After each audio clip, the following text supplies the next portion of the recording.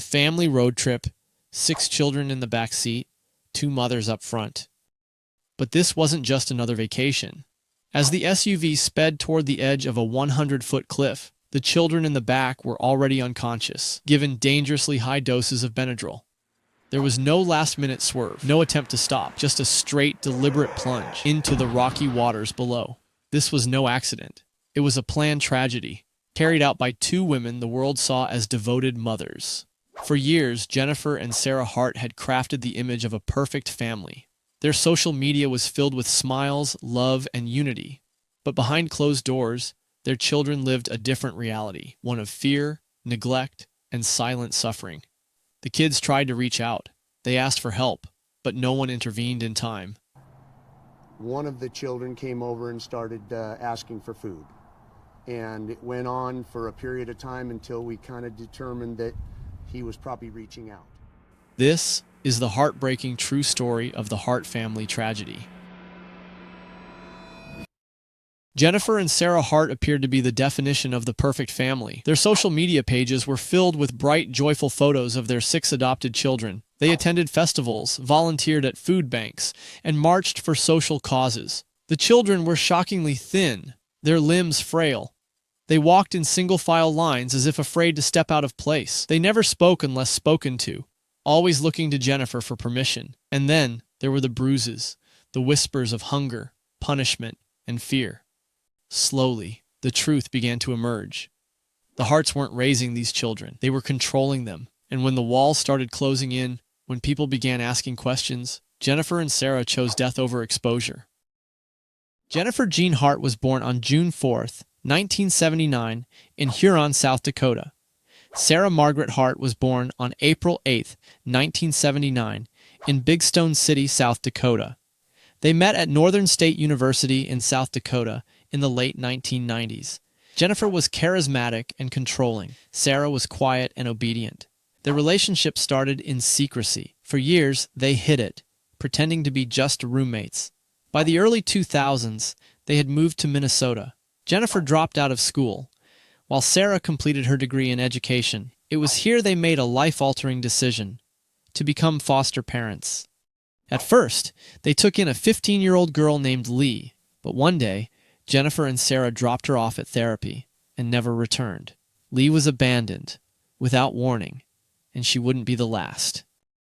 Between 2006 and 2009, Jennifer and Sarah Hart adopted 6 children from the foster care system, giving the impression of a loving, progressive family devoted to providing a better life for kids in need. Marcus, Hannah, and Abigail were the first to join the household. Then came Devonte, Jeremiah, and Sierra, 3 biological siblings whose mother had desperately fought to keep them. She struggled with addiction, but by all accounts she loved her children and wanted to regain custody. Despite her efforts, the system ruled against her, severing her parental rights and placing the kids in what was supposed to be a safer, more stable home. To the outside world, Jennifer and Sarah Hart seemed like model parents, 2 women who had opened their hearts and their home to children in need.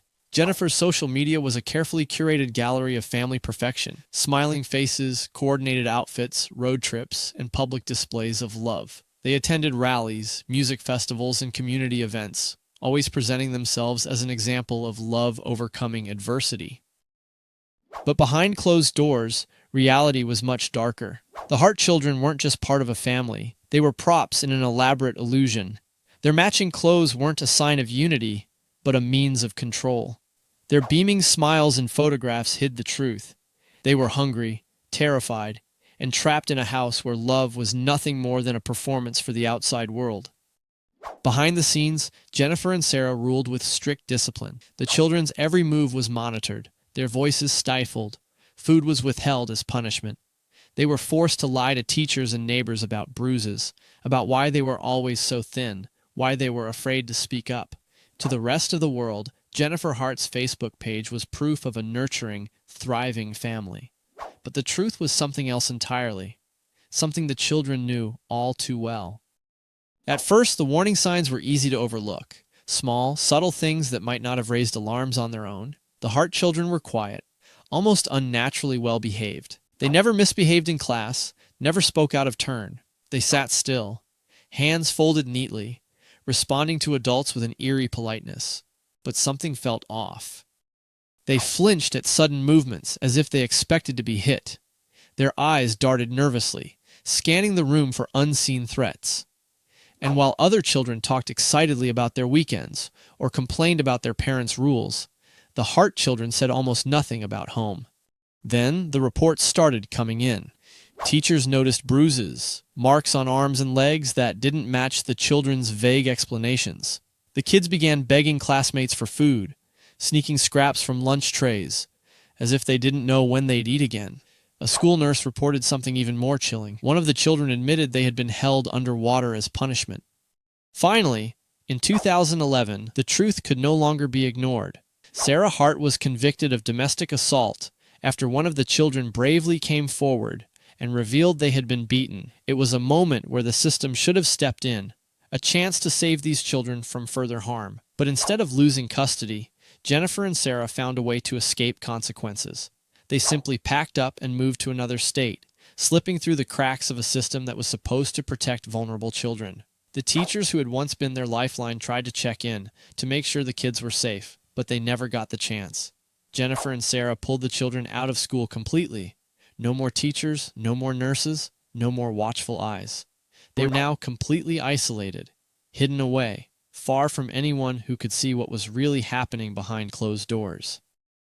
One cold night, 14-year-old Hannah Hart made a desperate decision, one that could have changed everything. She jumped from a second-story window, barefoot and trembling, and ran through the darkness to a neighbor's house. She banged on the door, frantic, her breath ragged from fear. When the neighbor opened it, they found a terrified, shaking girl standing before them. "Please, don't let them find me." Tears streamed down Hannah's face as she spoke, her voice barely above a whisper. She was starving. She was being hurt. She couldn't take it anymore. The neighbor, alarmed, tried to comfort her, tried to understand what was happening inside the Hart home. But before they could react, before they could make a call, headlights appeared in the driveway. Jennifer and Sarah Hart had arrived. They pounded on the door, demanding Hannah return home. Their voices were calm, controlled, too controlled. They reassured the neighbor, saying Hannah was just being dramatic, that everything was fine. But Hannah's wide, tear-filled eyes told a different story. And just like that, the moment was lost. Hannah was forced to leave with them. The secret was buried again, but this time, it wouldn't stay buried. The neighbor, deeply unsettled, reported the incident. And soon, Child Protective Services got involved. The cracks in the Hart family's perfect image had finally begun to show. By 2018, the walls were closing in. Child Protective Services had been receiving troubling reports about the Hart children, allegations of starvation, abuse, and desperate cries for help. Social workers knocked on their door, hoping to lay eyes on the kids to make sure they were safe, but no one ever answered. Neighbors grew increasingly suspicious. The children rarely appeared outside, and when they did, they seemed thin, quiet, afraid. Then, in March, a social worker arrived for another welfare check. The house was empty. Jennifer and Sarah Hart, along with their 6 children, had vanished. No notes, no signs of where they had gone. Just an eerie silence that sent a chill through those who had been trying to protect the kids. Days later, hundreds of miles from where they had last been seen, a tourist in Mendocino County, California, noticed something alarming. A wrecked SUV lying at the bottom of a 100-foot cliff, barely visible among the jagged rocks and crashing waves below. Authorities arrived quickly, hoping to understand what had happened. What they found was deeply unsettling. Inside the severely damaged vehicle were Jennifer and Sarah Hart, both deceased. Not far from the wreck, the bodies of 3 of their children, Marcus, Jeremiah, and Abigail, were discovered. The other 3, Hannah, Devonte, and Sierra, were missing. Though search teams scoured the coastline and surrounding waters, their bodies were never recovered, leading investigators to fear they had been carried away by the ocean. As officials examined the scene, the puzzle pieces began to fall into place. There were no skid marks at the top of the cliff, no signs that Jennifer had tried to brake or swerve. A toxicology report later revealed that Jennifer had been under the influence when she got behind the wheel. At first, it seemed like a tragic accident, maybe a miscalculated turn, or a moment of distraction. But soon, the truth became undeniable. This was no accident. Investigators determined that Jennifer Hart had deliberately driven the vehicle off the cliff. The timing was chilling, just days after Child Protective Services had tried to check on the children. For years, Jennifer and Sarah had controlled every aspect of their children's lives, keeping them isolated and hidden from the world. When the truth started to catch up with them, they made a devastating choice. For so long, the Hart family had been running, avoiding questions, dodging authorities, maintaining the illusion of a perfect life. But in the end, there was nowhere left to run.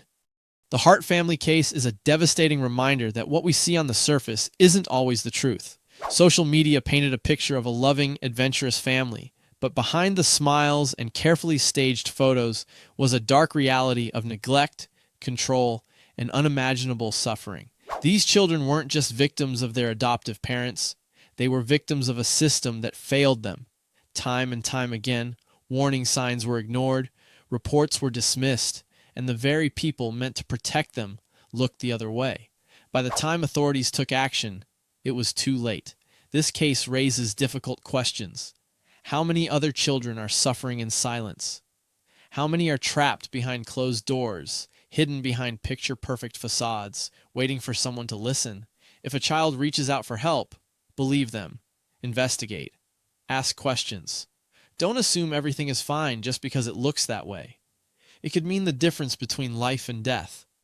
What do you think about this case? Should there be stricter protections for foster children to prevent tragedies like this from happening again? Should social services be given more power to intervene in suspected abuse cases? Let me know your thoughts in the comments. If you found this story important, don't forget to like this video, subscribe to the channel, and turn on notifications. That way, you'll never miss an in-depth look at chilling true crime cases that deserve to be heard.